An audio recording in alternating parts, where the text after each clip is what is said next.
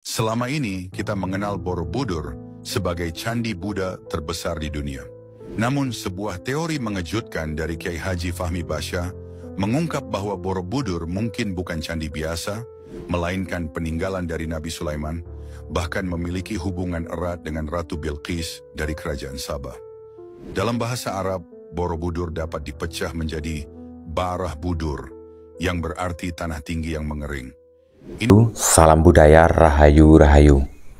Untuk pembahasan kali ini saya akan membahas Jawa Nusantara. Jadi sebenarnya kita itu harus bangga sebagai orang Jawa, sebagai orang Nusantara, karena sejak zaman dahulu, sebelum di zaman modern ini, Nusantara tersebut adalah sebuah wilayah yang adidaya seperti itu, atau sebuah bangsa raksasa, sebuah bangsa Garuda seperti itu. Jadi bukan hanya wilayah kecil, tapi memang zaman dulu itu di era kerajaan-kerajaan zaman dulu sudah adidaya seperti itu dan terkenal di seluruh dunia. Jadi sebenarnya kita itu harus bangga. Jadi kita sebagai orang Jawa, sebagai orang Nusantara itu jangan sampai kita itu punya pikiran di dalam hati kita itu minder. Lama-kelamaan terjadi pembelokan sejarah. Jadi pembelokan sejarah itu sejak runtuhnya kerajaan-kerajaan dulu itu, setelah runtuh digantikan dengan kemajuan zaman yang semakin lama semakin modern. Pembelokan sejarah itu ada versi yang dibelokkan dan juga ada versi yang lurus, dan juga ada versi dari rakyat secara lisan turun temurun. Nah, silahkan mempercayai, tidak ada paksaan mau mempercayai ABC itu monggo kerso seperti itu. Tapi kita itu harus sebagai orang Jawa, sebagai orang Nusantara ya harus mempertahankan. Jangan sampai sesuatu yang ada itu berubah. Contohnya seperti Candi Borobudur yang diklaim dikatakan oleh beberapa oknum tertentu mengatakan candi tersebut dibuat oleh Nabi Sulaiman. Mengatakan bahwa Nabi Sulaiman tersebut orangnya kaya raya, makanya bisa membangun candi semegah tersebut. Banyak sekali pembelokan sejarah itu secara pelan-pelan. Dan tujuannya pembelokan tersebut itu bukan sekarang, tujuannya untuk di masa mendatang. Jadi pembelokan sejarah itu akan dilakukan secara pelan-pelan dan terus-menerus. Dan apa yang akan terjadi, generasi kita orang Jawa, orang Nusantara tersebut akan mempercayai sejarah yang dikatakan oleh oknum-oknum tertentu. Akhirnya sudah kehilangan jati diri, sudah kehilangan kepercayaan siapa pembuat Candi Borobudur, siapa pembuat Candi Prambanan tersebut. Akhirnya sudah lupa, karena tujuannya orang Jawa, orang Nusantara ini kan supaya melupakan leluhur kita. Seperti itu, secara pelan-pelan. Dengan cara menghilangkan tradisi budaya yang ada di Jawa, yang ada di Nusantara. Banyak sekali ritual-ritual orang Jawa tersebut. Dikatakan bahwa apa yang dilakukan orang Jawa, orang Nusantara tersebut, itu yang dilakukan kan tradisinya orang-orang dulu. Makanya dikatakan yang dilakukan tersebut adalah musyrik, syirik, menyembah jin, menyembah setan tersebut. Itu yang dikatakan. Jadi kita itu harus mengakui bahwa leluhur kita itu dulunya itu penganut agama Siwa Buddha atau agama Hindu Buddha. Kalau secara pribadi diri saya mengakui memang betul seperti itu. Dan banyak sekali yang mempertanyakan sebelum agama Siwa Buddha tersebut itu masuk ke Nusantara, itu agama orang Nusantara atau orang Jawa itu apa? Ya agamanya ya kepercayaan lokal. Jadi sebelum masuknya agama Hindu dan Buddha ke tanah Jawa khususnya, itu orang Jawa ya sudah beragama, ya penganut kepercayaan yang ada di Jawa, yang ada di Nusantara. Jadi setiap wilayah yang ada di Indonesia ini punya agama kepercayaan lokal masing-masing seperti itu. Dan kemudian masuklah agama-agama tersebut. Tapi agama Siwa Buddha atau agama Hindu Buddha tersebut itu ya memang tata caranya ya memang hampir mirip-mirip dengan kepercayaan lokal yang ada di Jawa Nusantara tersebut.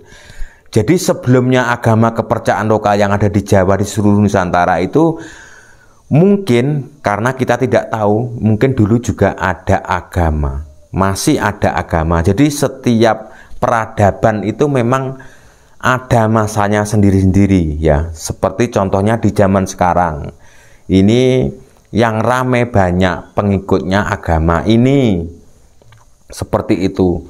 Tapi suatu saat nanti 300 tahun kemudian yang akan datang itu mungkin akan tergantikan dengan agama baru seperti itu ya, menyembahnya tetap kepada Tuhan yang Maha Esa, tapi tata cara nama Tuhan dan nama kitab itu juga bisa berubah.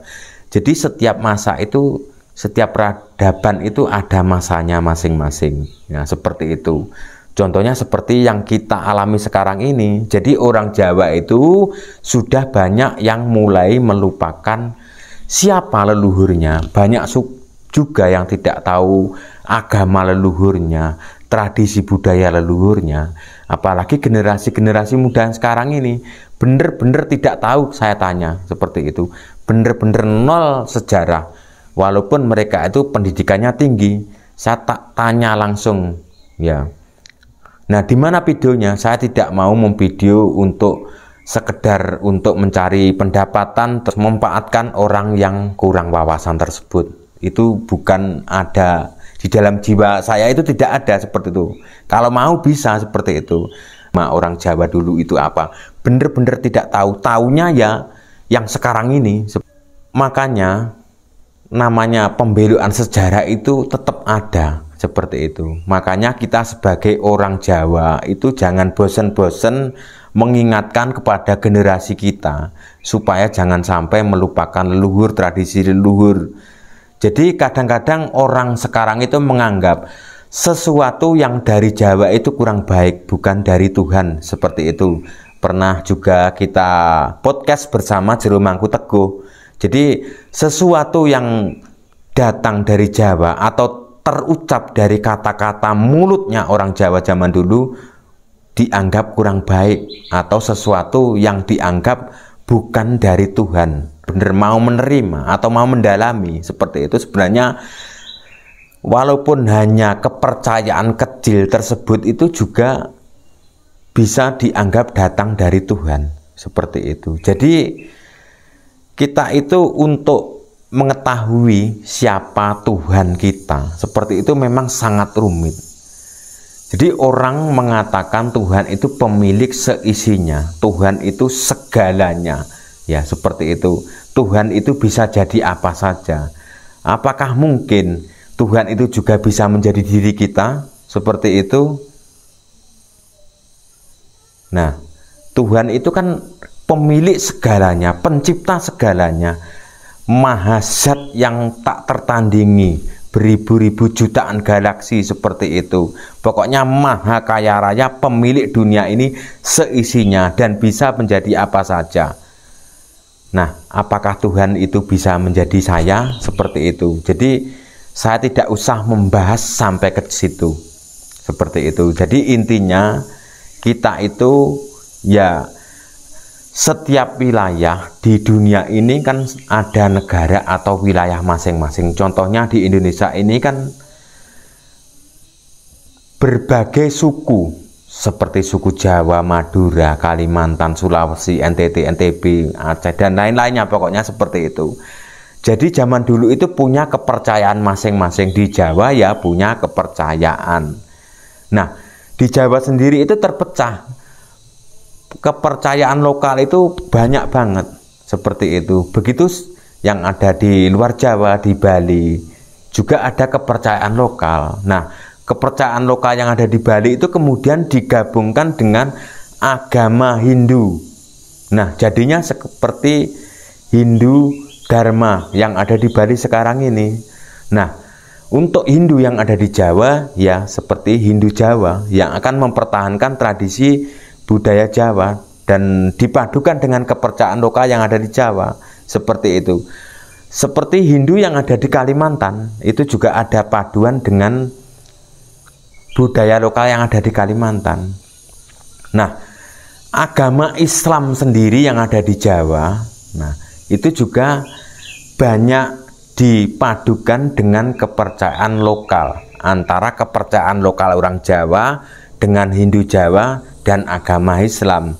Makanya orang-orang zaman sekarang menyebutnya Islam kejawen. Ketika orang Islam Jawa ya seperti biasa melakukan sembahyang, sholat dan lain-lain, mengikuti tradisi budaya Arab sana seperti itu untuk tata cara sembahyang, tapi di sisi lain masih melakukan tradisi budaya leluhur, tradisi budaya Hindu yang ada di Jawa. Makanya disebut Islam kejawen. Memang sejarah ini banyak sekali yang dirubah. Contohnya seperti catatan Darmo Gandul seperti itu, atau yang disebut Serat Darmo Gandul. Nah, menurut orang Jawa sekarang ini katanya isi dalam kitab atau Serat Darmo Gandul itu dibuat oleh Belanda. Nah, sebenarnya catatan Darmo Gandul itu menurut cerita dari orang Jawa secara turun-temurun itu dicatat oleh seseorang setelah runtuhnya kerajaan Majapahit. Dan isi dalam catatan atau serat tersebut itu bukan kitab, tapi sebuah sindiran kepada kerajaan Majapahit atau kepada Raja Majapahit atau kepada Demak pada waktu itu. Nah, akhirnya catatan-catatan sejarah ini kita itu tidak tahu mana yang benar dan mana yang salah. Ya, seperti itu. Sampai dan kembali lagi ke masa zaman sekarang. Ke masa zaman sekarang ya seperti ini, bahwa ketika orang Jawa melakukan sembahyang atau ritual-ritual warisan leluhur budaya akan dianggap oleh oknum-oknum tertentu bahwa itu musyrik, bahwa itu syirik, bahwa candi itu makam, bahwa yang membuat candi tersebut adalah leluhur saya. Orang tersebut mengatakan seperti itu, dan itu akan terus dikatakan berulang-ulang sampai nanti seperti itu. Dan apa tugas generasi muda ya harus banyak-banyak belajar sejarah seperti itu. Walaupun pendidikan kita minim, contohnya saya, apakah saya putus asa untuk mempelajari sejarah Nusantara? Tidak. Sejak dulu, sejak lulus SD zaman dulu, saya itu memang suka membaca buku-buku sejarah seperti itu. Walaupun saya tidak sekolah, walaupun saya bekerja, saya selalu buku-buku sejarah. Bukan berarti saya mempercayai buku sejarah tersebut, bukan berarti saya tidak percaya sejarah tersebut. Ya kita itu jangan sampai kita itu menjadi orang yang ketinggalan walaupun pendidikan kita minim seperti itu.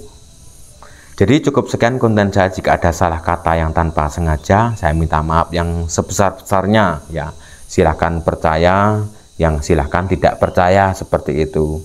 Jadi suatu saat nanti peradaban zaman itu akan selalu berubah-ubah, seperti apa yang dikatakan Jero Mangkuteguh bahwa seperti ban itu akan tipis, selalu akan digantikan ban yang baru. Terima kasih.